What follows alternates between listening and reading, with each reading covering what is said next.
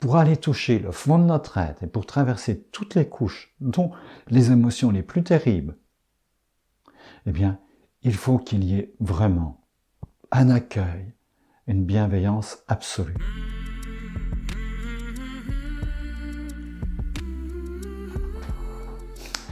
Bonjour à vous qui m'écoutez.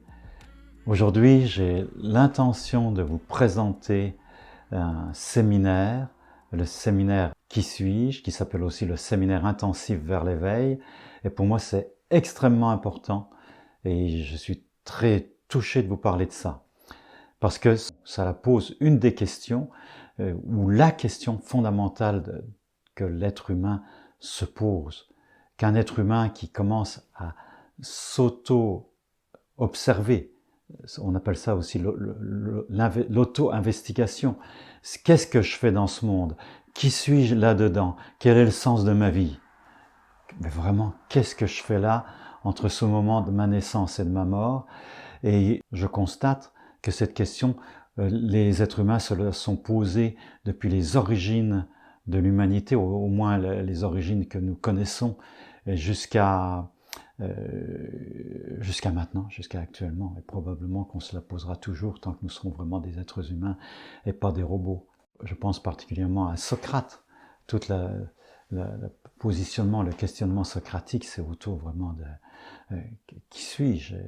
Déjà, c'était sur le fronton du temple de Delphes, quelque chose autour de si je sais qui je suis, mais je connais l'univers. Si je me connais moi, je connais l'univers. Chez les taoïstes, on va voir ce concept que je suis le microcosme. Et si moi je me connais, eh bien, l'univers entier m'est accessible. Les fondements, l'essence de l'univers m'est accessible.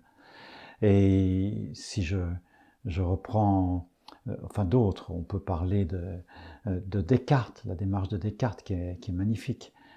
Qui s'est demandé qu'est-ce que c'est qui pouvait fonder toute sa philosophie.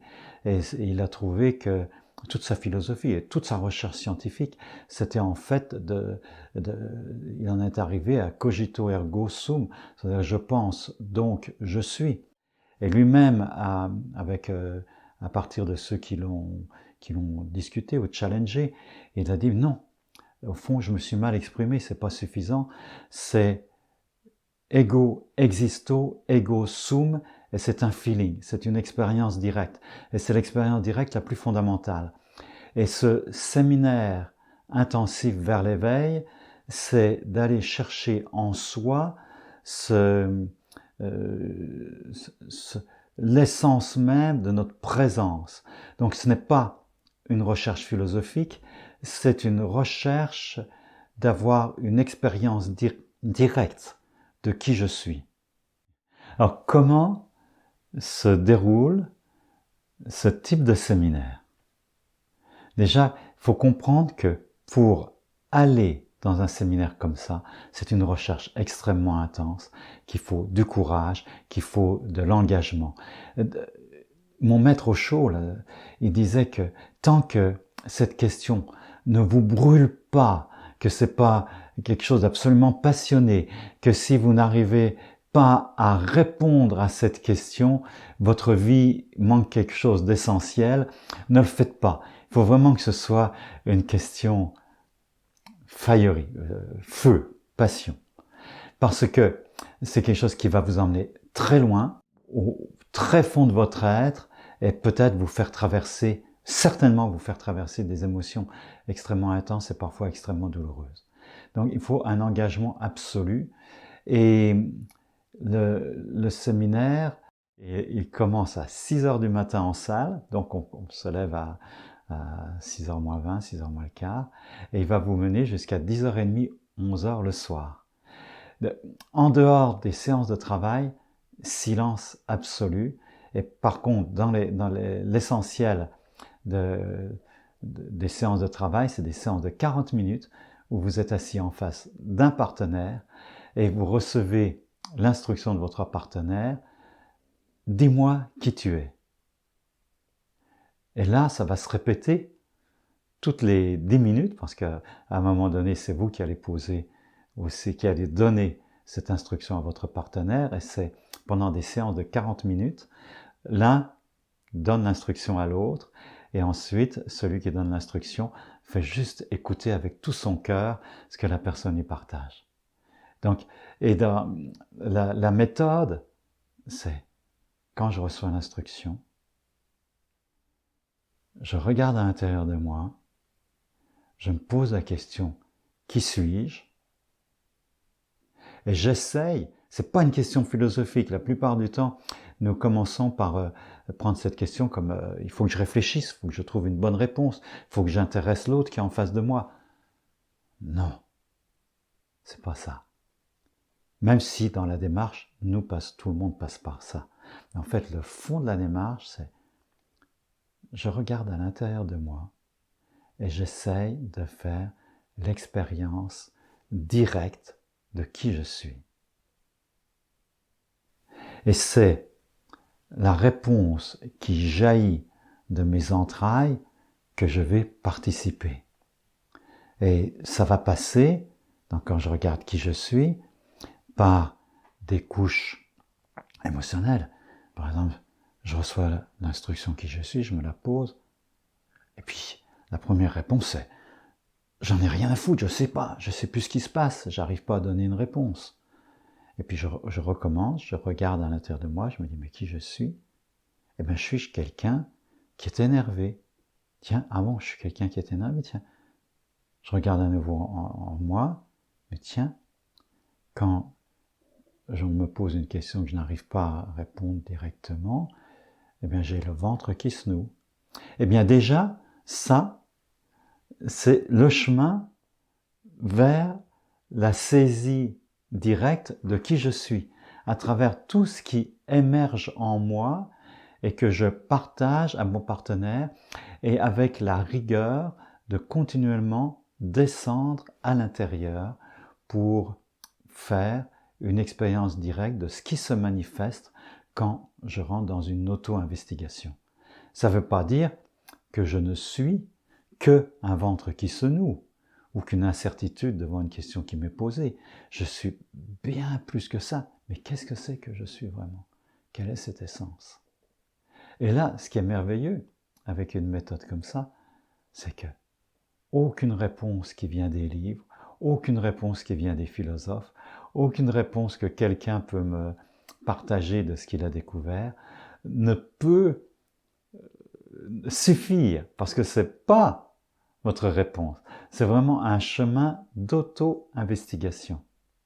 Je peux vous dire la réponse que moi, je me donne. Et même cette réponse que je me donne au cours des années, elle évolue en profondeur, en réalisation. Je suis. L'expérience, c'est je suis. Je suis une présence. Je suis là. Et en même temps, je suis un mystère à moi-même. Je suis une conscience. Et c'est fou de dire, je suis dans cette présence et je resterai toujours un inconnu à moi-même. C'est le mystère de l'existence. C'est fou de vous inviter ou d'inviter tout le monde à participer à un séminaire comme ça en disant qu'au fond, il y aura toujours au fond du fond quelque chose de vous-même qui vous restera inconnu, inconnaissable, inatteignable, une profondeur sans fin, infinie. Et c'est ça peut-être qui est la plus belle prise de conscience à travers le qui suis-je. Mais je peux vous le dire, mais c'est un moment de découvrir ça qui ne peut être vraiment assimilé ou reconnu ou saisi complètement que parce que vous faites le chemin vous-même.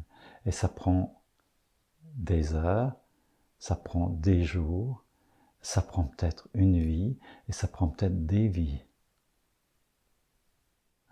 Chez les moines zen, enfin dans la tradition zen, on dit que le moment où je peux reconnaître que je suis cette présence, fondamentalement au centre de toutes mes sensations, au centre de toutes mes émotions, au centre de toutes mes pensées, cette présence, quand je commence à percevoir cette présence que je suis au milieu de mon monde et au milieu de ce monde, le travail commence. Et que le travail de l'alchimie intérieure va se poursuivre.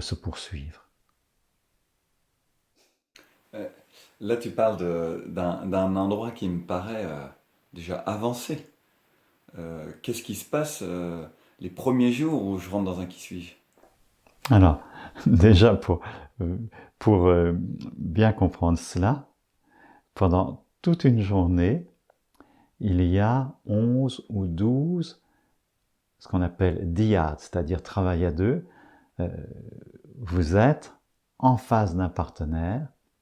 Pendant 5 minutes, dis-moi qui tu es. Pendant 5 minutes, j'entends dis-moi qui tu es et j'essaye de répondre de mon mieux. Et il y a d'autres activités dans la journée, promenade, danse, exercice énergétique, etc., qui sont très importants parce que ça permet de se rapprocher de son corps. Mais alors, qu'est-ce qui se passe? La plupart des participants, donc vous traverserez ça de toute façon si vous venez à un qui suis-je. Il y a d'abord les réponses intellectuelles qui se présentent. Ben, je suis ceci, cela, je suis... Bon, je trouve que les personnes traversent très rapidement maintenant, alors que je trouve qu'il y a quelques années, il y a 15 ou 20 ans, ou 25 ans, quand j'ai commencé à animer des qui suis-je, les gens passaient beaucoup de temps à ça, avant de pouvoir aller plus loin. C'est je me définis par ce que je fais, je suis psychothérapeute, je suis ingénieur, je fais ceci ou cela, et puis très vite, on se rend compte que ça, c'est les étiquettes sociales, mais ça ne répond pas à la véritable question, quelle est mon essence? Et après ça, souvent, ce qui se passe, c'est que on se pose la question d'une façon plus existentielle. Hein? Mais qui suis-je? Je ressens des émotions, je ressens mon corps, mais est-ce que je suis les sensations de mon corps? Et là, mais surtout, on va traverser plein de couches dans qui je suis quand il y a des émotions qui viennent, par exemple, pour arriver jusqu'à mon essence, ce que je vous disais auparavant, mais il y a toutes les couches de la personnalité qui empêchent d'aller jusqu'à cette profondeur. Ce qui fait que dans le processus, du fait que je me pose vraiment cette question et que je regarde à l'intérieur, il va y avoir des émotions qui vont remonter et des éléments de mon histoire qui n'ont souvent pas été suffisamment considérés et intégrés. Donc le qui suis-je, la première partie du qui suis-je, c'est une phase d'intégration de beaucoup d'aspects de soi. Et là, c'est important que les participants, quand ils butent sur où il y a une grosse émotion qui surgit, qui prennent le temps de l'explorer. Donc, il y a des diades entières, des journées entières, où une personne va parler de sa colère, de sa difficulté dans des relations amoureuses, de sa mère, de son père, de ce qui s'est passé dans l'enfance, possiblement de traumatisme. Et c'est important pour être entier. Qui je suis, c'est je suis, j'existe au milieu, mais avec tout ce qui m'est arrivé, toute mon histoire. Et même, il y a parfois des choses qui surgissent, des histoires généalogiques, des choses vraiment de l'inconscient collectif, archétypal, de situation de femmes, situation d'hommes, de la violence, de mon identité. Enfin, il y a beaucoup d'éléments comme ça qui arrivent. Et il y a aussi, c'est peut-être un peu passé du coq à l'âne, mais il y a aussi à travers le corps et la prise de conscience du corps dans son ensemble. Je suis aussi ma colonne vertébrale, je suis mes tripes, je suis ma poitrine qui s'ouvre ou qui n'est pas ouverte. Et c'est lié au monde émotionnel, c'est lié à mon passé, c'est lié à ma capacité, à la façon dont de mon être dans le monde. Et ça fait partie de tout ce qui est exploré progressivement au cours de ce séminaire. Et puis vient un moment, et là c'est souvent le point de bascule, et en tant qu'animateur, c'est de sentir quand c'est juste de donner cette impulsion, de pousser la personne à se dire « Oui, mais maintenant que tu me parles que tu as mal au ventre parce que ton père était effrayant pour toi, mais qui voit ça ?» Et là, c'est vraiment la question fondamentale. Qui est ou qu'est-ce que c'est que cette conscience? Et ce qui est fabuleux, c'est qu'en fait, c'est une perception que nous avons tous. À partir du moment où, enfant, nous avons commencé à dire non pour nous séparer des parents et de devenir un être autonome, alors, il y a deux moments. Je dis non, et ensuite je commence à dire je. Ou l'enfant, parfois, il commence à dire Dominique veut ceci, ou je veux ceci. Il commence à s'identifier à un nom, et donc quand je dis moi, Dominique, eh bien, il y a une perception directe que j'existe comme autonome, que je suis une entité. Et ça, nous l'avons tous, cette expérience, qui est manifestée par le fait que 1000 fois dans la journée, nous disons « je » ou « moi », ce qui revient au même, « je », « moi ». Et c'est à l'interface entre le vécu océanique de l'enfant, dans le ventre de la mère, et peut-être avant, j'en sais rien, et d'arriver à se vivre séparé. Et c'est la première pensée, avec le nom et ensuite le « je » et mon nom, qui fait que j'ai une expérience d'être. Et le qui suis-je se situe à cette interface entre mon identité, qui curieusement, quand je déroule mes pensées, me constitue en être séparé, mais si je reviens sur ce « je », c'est une porte sur le sentiment océanique de présence. C'est difficile à percevoir, à expliquer. Et en fait, je ne peux, ou quelqu'un, ou vous ne pouvez arriver à cette compréhension que justement en faisant cette investigation courageuse et qui prend du temps. Alors, quand je dis « je », quand je dis « moi, je », c'est le ego existo, ego sum de Descartes. Moi, j'existe, moi, je suis. Et c'est pas une déduction, c'est pas cogito ergo sum. Je pense, donc je suis. C'est une perception directe.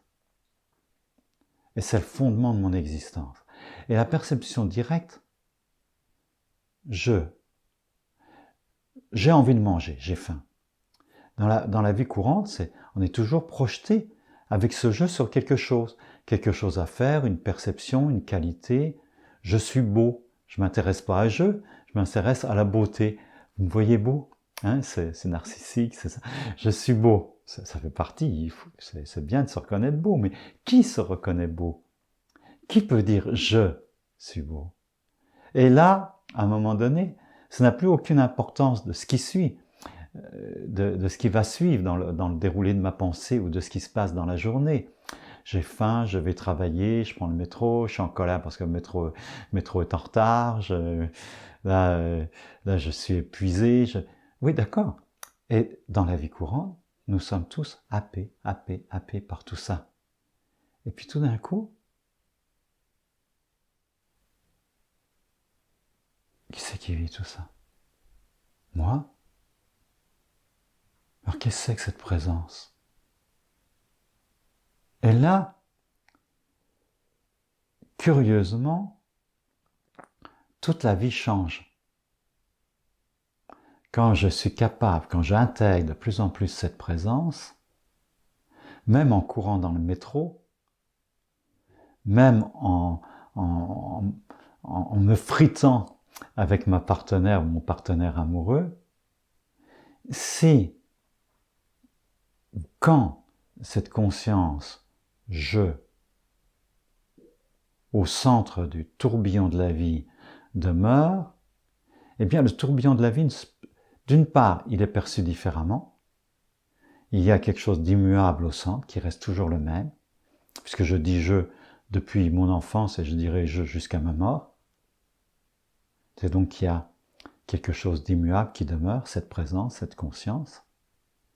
Et donc, le monde peut continuer à exister tel qu'il est, mais il n'est plus identique à la façon dont je le percevais avant. Tout d'un coup, c'est une danse, terrible parfois, horrible parfois, mais je suis au centre de cette danse. Ce qu'on appelle, on peut appeler aussi d'être au centre du mandala, pour ceux qui sont au courant de ce que c'est qu'un mandala chez les Tibétains ou en Inde. Je est au centre de tout ce qui arrive. Et ça, c'est première transformation. Même si le monde est identique, je ne le vis pas de la même façon. Et deuxièmement, mon monde intérieur se transforme du fait que je suis au centre. Et le monde extérieur a tendance aussi à se transformer autour de moi, à se transformer réellement.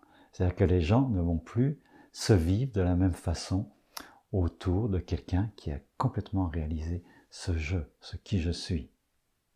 Et ça, je l'ai constaté sur mon chemin en m'approchant de personnes que je peux dire illuminées, réalisées, telles que Osho, telles que Swami Nagendra, qui était complètement à l'opposé d'Osho, qui était très médiatique, un être que j'estime illuminé, Nagendra, qui était assis dans un tout petit temple, une pièce, au milieu des rizières, dans un silence absolu, et qui vit sans boire ni manger, ou qui a vécu, parce qu'il a quitté son corps, sans boire ni manger pendant, je sais pas, 30 ou 40 ans, comme ça. Et d'approcher d'Osho, d'approcher de Nagendra, à plusieurs kilomètres de distance, l'air n'est plus le même. Il y a quelque chose de l'ordre du silence, de l'ordre de l'harmonie, de l'ordre de l'amour, qui est perçu. Et je sais personnellement que quand je suis dans cet alignement, eh bien, j'impacte, j'imprègne l'atmosphère autour de moi et j'ai un impact. Et c'est pour ça que c'est extrêmement important d'aller dans une méthode comme le Qui suis-je pour tous ceux qui commencent à prendre conscience qu'ils ne sont pas que des victimes du monde qui les entoure, mais qui prennent vraiment leur place. Et tous ceux qui veulent aider, le qui suis-je pour moi, ça devrait être le premier jour, la première démarche que dans les études, si je veux devenir psychiatre, si je veux devenir psychologue clinicien, si je veux devenir coach, si je veux devenir responsable d'une entreprise ou d'une équipe, je dirais à tout le monde, allez, hop, faites d'abord un qui suis-je. Et puis là, en approchant de plus en plus de cela, eh bien, je vais aider. On parle de team building. Eh bien, je vais aider les personnes à travailler ensemble et à travailler avec moi. Ça va petit à petit se constituer. Ça ne veut pas dire qu'il n'y a pas des agressions extérieures, des d'impact de tout ça, de bien des éléments, mais en tout cas, je me donne le maximum de chance pour imprégner autour de moi d'une façon juste, d'une façon alignée, d'une façon tranquille. Et une des choses qui émerge de cette présence, c'est le cœur, c'est la compassion, c'est la bienveillance. Et c'est, je me vis différemment, je ne suis plus le même et les gens autour de moi vont me vivre différemment et vont se vivre différemment. Et c'est étonnant parce que euh, j'ai aussi créé une méthode. Le Kissu, c'est pas moi qui l'ai créé, mais j'ai créé une méthode qui s'appelle le jeu du roi-reine. Et dans ce jeu du roi-reine, c'est exactement ça. C'est de s'apercevoir que mon monde intérieur est ce qui impacte le plus les gens autour de moi. Et c'est pour ça que quand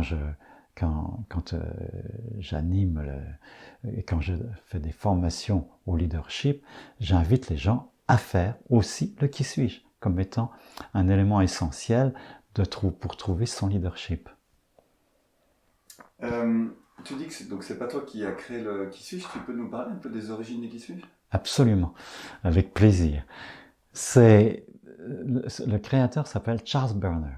Ça a été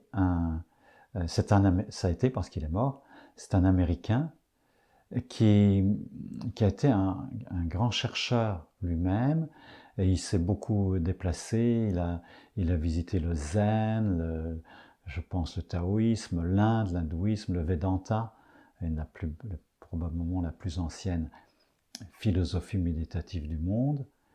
Et puis, il s'est rendu compte que c'était des vies de travail pour arriver à cette connaissance de soi.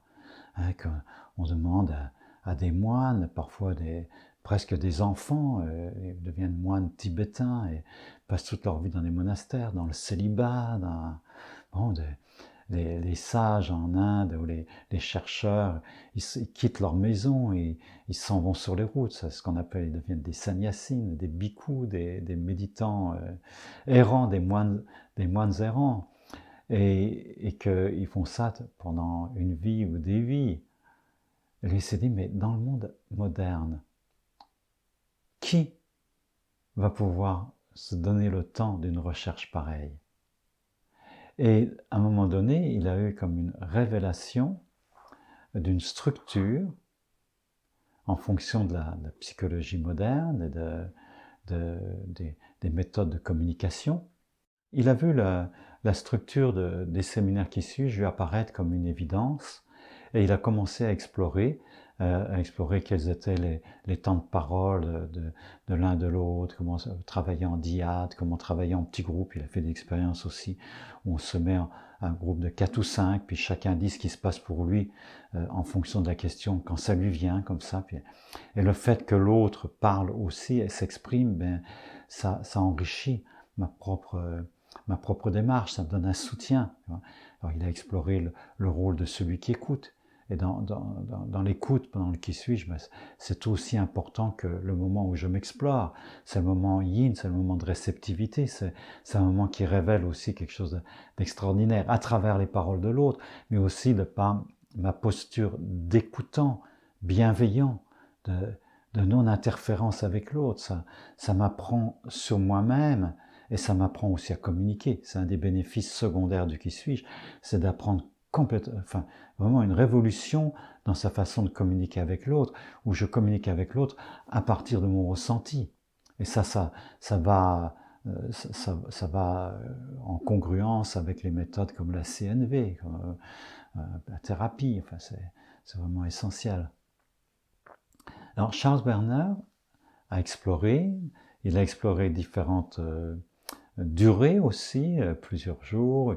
Il a fait, je pense que le plus loin qu'il a été, je crois que c'est 3 mois, des sortes de séminaires de qui suis-je avec 3 mois, 3 semaines, une semaine. Et il a trouvé que vraiment la formule de 3 jours pour les gens pressés, que nous sommes tous, était un modèle qui avait beaucoup d'impact et qui permettait pour les participants d'avoir ce qu'on appelle en anglais un glimpse, un aperçu, une étincelle de perception de qui je suis vraiment. Ça ne veut pas dire qu'après ça, ça y est, je suis illuminé, je suis un être réalisé, je suis Bouddha, je suis Jésus, je suis Osho, Non, mais ça permet d'avoir ce qu'on appelle dans le zen un satori. C'est-à-dire des moments où tout d'un coup, le voile des perceptions et des limites de perception, des couches qui empêchent ma perception directe de ma réalité, se déchirent. Et là, tout d'un coup, je suis seul avec moi-même, avec les autres aussi, bien sûr, mais l'art d'être seul avec soi-même en même temps que d'être en relation avec les autres. L'art de pouvoir être vraiment là, conscient, présent, dans une écoute globale et en même temps capable d'être en focus. Ce qui est un miracle, et des moments miraculeux. Hein. Et donc, Charles Berner a mis ça en place, et une des personnes, je crois, qu'il a formé, je ne sais pas si elle a été directement avec lui, mais je pense, c'est Nana Michael. C'est une Allemande qui fait aussi des Qui suis-je en France, en français, et qui est un peu plus âgée que moi, et qui a aussi fait des Qui suis-je. Puis il y a eu quelqu'un qui maintenant est décédé, Jacques de Panafieux. Bon, c'est les deux que je connais, qui ont été le plus proches de l'enseignement primordial de Charles Berner. Et Jacques de Panafieux qui avait accepté de devenir mon coach quand j'ai commencé à animer des Qui suis-je et qui est mort. Bon, en tout cas, avec quelqu'un qui fait aussi des Qui suis-je et que j'honore, voilà, qui s'appelle Jean-Michel Maumin, qui anime aussi des Qui suis-je de son côté et que j'ai vraiment fignolé la technique fondamentale de Charles Berner. Et de Jacques de Panafieux par la suite, qui aussi a amené chaque animateur de Qui suis-je, amène aussi sa perception, le niveau, le degré où il est rendu, son niveau de perception dans son animation. Ma découverte de Qui suis-je, ça a été dans le champ d'énergie d'un être illuminé, au chaud. Hein, vraiment ce que j'estime, que je reconnais comme un Bouddha. Les origines de Qui suis-je, il y a quelque chose où il manque un petit peu. C'est-à-dire, Charles Berner, d'après les échos que j'ai eus de sa vie, je ne peux pas l'apprécier comme un Bouddha. Hein. Et il y a quelque chose qui manque. Et comment dire, c'est difficile de dire des choses comme ça. Voilà, c'est à partir d'une discussion avec Nana Michael, pour moi qui a été absolument incroyable. Elle m'a confié que Charles Berner, en animant les Qui suis-je, avait une peur. Elle m'a dit vraiment quasiment vraiment une très grande peur, très grande crainte qu'il y ait un éveil de Kundalini. Et en même temps que ces séminaires intensifs vers l'éveil. Déjà, pour moi, l'éveil, c'est un éveil total qui inclut l'éveil de toutes les énergies dans le corps. Donc, l'éveil de la Kundalini, c'est, dans la tradition hindoue, c'est l'éveil des puissances vitales fondamentales qui proviennent, qui s'éveillent, enfin qui sont représentées comme un serpent lové ou un dragon qui est dans notre base, au-dessus du périnée, dans le fond du ventre, là, et qui va surgir comme une flamme, comme une électricité, comme un... D'ailleurs, on représente, les Tibétains représentent beaucoup les Bouddhas entourés de flamèches, et parfois dans une attitude terrible, tu vois, les Bouddhas courroucés, et qui traduisent une phase de l'éveil, un aspect de l'éveil qui est vraiment, waouh, l'entièreté d'être là avec tout son feu. Et dans la tradition hindoue, il est complètement compris que c'est le fait de la conscience de Shiva. Shiva, c'est comme le dieu fondamental de la conscience, qui va porter son attention jusqu'au tréfond de l'être, et le tréfond de l'être, chakra racine, c'est le périnée, l'anus, le sexe, c'est de porter son attention jusque-là, et avec tout le passage de la lumière de la conscience, tout le long, tout le tronc, tout le ventre, l'abdomen, la colonne vertébrale, qui va stimuler et éveiller cette puissance fondamentale. Et à ce moment-là, ça peut être par moments comme une explosion de vie à l'intérieur. Et je dis que Charles Berner n'était probablement pas un être complètement éveillé parce qu'il avait peur de ça. Et là, c'était une contradiction ou quelque chose d'incroyable de vouloir aider les gens à faire une expérience d'éveil et d'avoir peur de ce qu'implique cet éveil, qui est la puissance du serpent. Hein. La puissance du serpent. Il y a quelqu'un qui a écrit, un lama qui a écrit un livre de Serpent Power, la puissance du serpent. Et alors, quelle perception, quelle saveur tu apportes toi, sachant que tu le fais systématiquement avec ta compagne Marianne? Alors, je dirais qu'il y a deux aspects. L'aspect qui, pour moi, vient avec Osho, qui est cette acceptation et de cette puissance des émotions, qui sont comme l'antichambre de la réalisation. D'ailleurs, les émotions, l'antichambre de la réalisation, c'est un mot de Jacques de Penafieux. Je ne veux pas le donner à Osho, c'est Jacques de Penafieux qui a dit ça. Et je pense que Osho l'a vraiment enseigné dans toute sa puissance, en acceptant que dans le processus, il puisse y avoir vraiment, voilà, que cette puissance complète, totale, ait la place d'émerger, à n'importe quel prix que ce soit, juste dans la sécurité. Et ça, l'autre point. Et là, avec Marianne, je crois que ce que nous amenons, quelque chose qui, je crois, manquait beaucoup chez Charles Berner, Jacques de Penafieux, et puis d'autres, c'est l'aspect féminin, l'aspect de bienveillance, l'aspect de sécurité enveloppante, pour aller toucher le fond de notre être et pour traverser toutes les couches, dont les émotions les plus terribles, eh bien, il faut qu'il y ait vraiment un accueil, une bienveillance absolue. Sans cela, les personnes n'iront pas ou bien vont aborder des choses qui vont les faire, qui vont les rendre fous, quoi, décompenser, ça n'a pas de sens. Hein? Donc ça, cet aspect de bienveillance, c'est essentiel, et une des choses que nous intégrons, et je ne vois pas que ça a été intégré par d'autres, c'est quand quelqu'un, et pour même que quelqu'un puisse aller jusqu'à toucher cette erreur fondamentale qui l'empêche d'aller au plus profond d'eux-mêmes, parce que si quelqu'un veut aller au plus profond de lui-même, il va rencontrer de toute façon cette erreur fondamentale. Et je pense que, au-delà même des traumatismes, c'est quelque chose qui fait partie de l'expérience humaine. Hein, de se retrouver en face de la mort, de se trouver en face de la violence, de se trouver en face de la disparition de soi, de la disparition de ce que j'ai construit comme personnalité, mais la disparition physique aussi elle-même. Et là, je crois que nous sommes tous à la même enseigne, à un moment ou à un autre, de faire face à ça. Hein.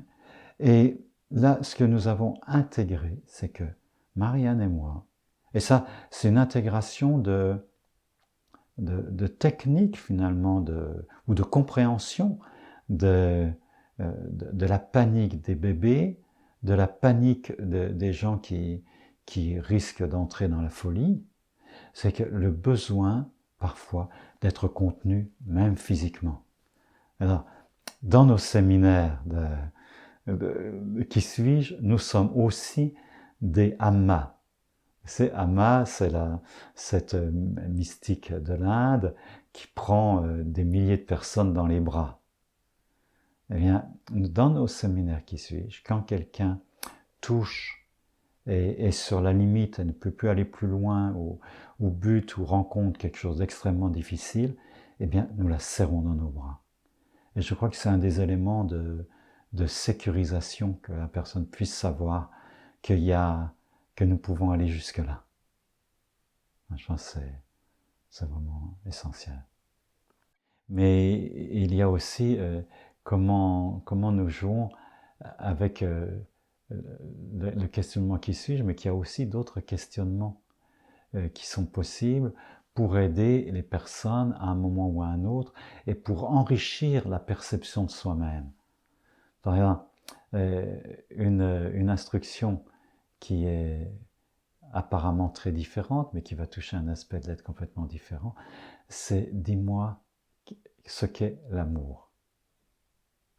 Et dis-moi ce qu'est l'amour, c'est un questionnement, je me rends compte, quand nous nous posons la question ce qu'est l'amour, qui va lever des lièvres à l'intérieur de nous, beaucoup, parce que dès qu'on parle d'amour, ben, il va y avoir...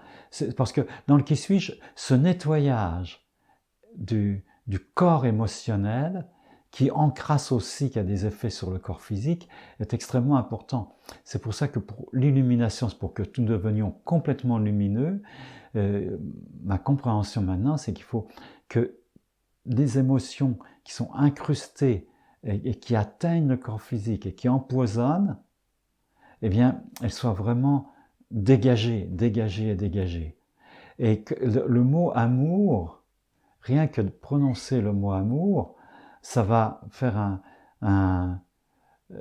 ça va lever, qu'est-ce que c'est l'amour dans mes relations?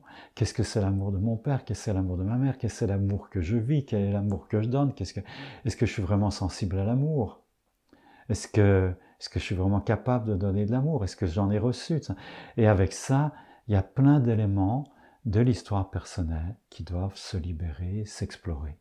Donc c'est une occasion énorme de passer par dis-moi ce qu'est l'amour. C'est un point extrêmement important dans la méthode.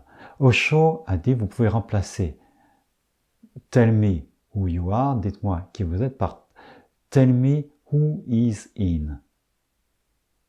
Dis-moi qui est dedans. Et là, c'est un point essentiel de la méthode. Charles Bernard dit, contemplez. Quand vous recevez l'instruction, contemplez. Mais pour la plupart des gens, contempler, c'est quoi? Qu'est-ce que ça veut dire?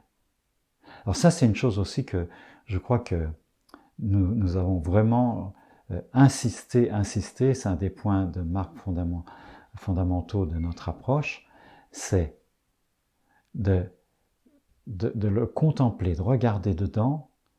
C'est aussi très physique. Finalement, ça se rapproche, même pour moi, le qui suis-je, c'est la méthode tantrique par excellence. Alors que ceux qui ont une vue superficielle du tantra, un qui suis-je, ça n'a aucun sens. C'est pas d'aller retrouver sa sensualité ou son énergie amoureuse, ça. Mais en fait, si, et plus que ça, et beaucoup plus que ça, c'est par le regard porté dedans, l'amour porté à soi, tout ce qui va s'éveiller dedans. Donc ça donne de who is in, qui est dedans. Et nous, quand on insiste, contempler, moi, parce que c'est finalement peu à peu que j'en suis arrivé là. Et ça, c'est d'aller jusque à l'anus et au sexe. Et ça, c'est étonnant. Je ne sais pas s'il y a quelqu'un avant nous qui a osé aller dans les qui suis-je, que la contemplation allait jusque-là. Il y a dis-moi qui tu es, mais il y a aussi dis-moi ce que tu es. Charles Bernard disait qu'il y a deux seules vraies questions, c'est dis-moi qui tu es et dis-moi ce que tu es. Dis-moi qui tu es qui est plus adressé à l'identité, qui va enlever toutes les couches d'identification, je suis cela mais je ne suis pas cela, mais finalement jusqu'à ce qu'on puisse tout d'un coup dire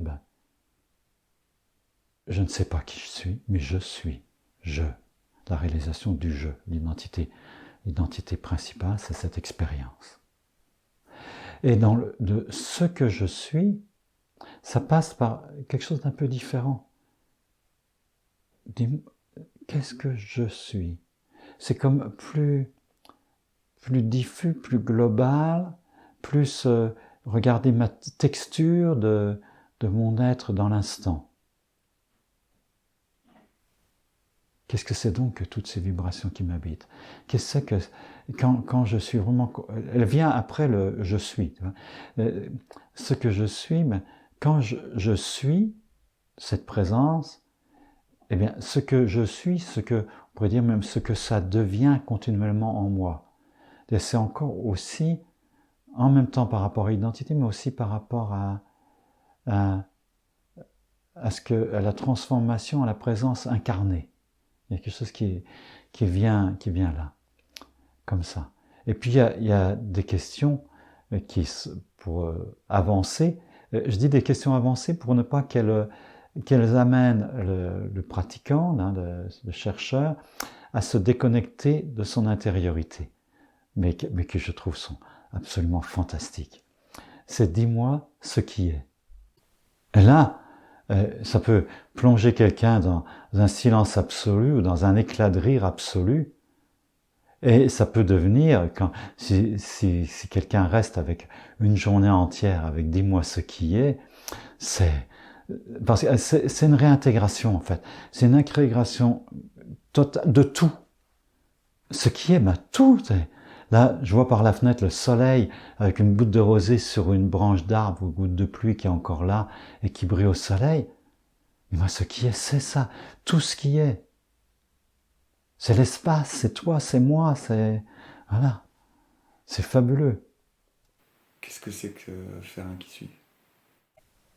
La joie d'être soi. Complètement intégré dans l'univers. Et c'est une nouvelle vie.